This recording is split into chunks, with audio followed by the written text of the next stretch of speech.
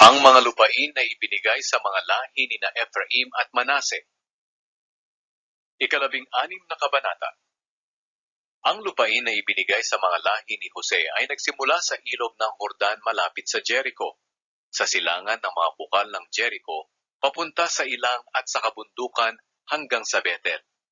Mula sa Bethel na siyang Luz, dumaraan ito sa Atarot, na kung saan nakatira ang mga Arkeo, at pababa sa kanluran papunta sa lugar ng mga Hapleteo, hanggang sa hangganan ng mababang Bet-Horon, at nagpatuloy ito sa Gezer hanggang sa dagat ng Mediteraneo.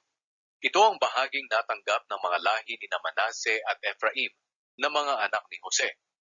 Ito ang nasasakupan ng lahi ni Ephraim na hinati-hati ayon sa bawat sambahayan. Ang hangganan nito sa silangan ay nagsisimula sa Atarot Adar, papunta sa mataas na Bet-Horon, hanggang sa dagat ng Mediteraneo. Ang hangganan nito sa hilaga ay nagsisimula sa Mikmetat, at paliko pa silangan sa Taanat Shilo, at dumaraan sa silangan ng Hanoa. At mula sa Hanoa ay pababa ito sa Atarot at Naara, at dumaraan sa Jericho, papunta sa ilog ng Jordan. Mula sa Tapua, ang hangganan ay papunta sa kanluran at dumaraan sa lambak ng Kana, hanggang sa dagat ng Mediteraneo. Ito ang lupain na ibinigay sa lahi ni Ephraim na hinati-hati ayon sa bawat sambahayan. Kasama rito ang mga bayan at baryo na sakop sa lupain ni Manase.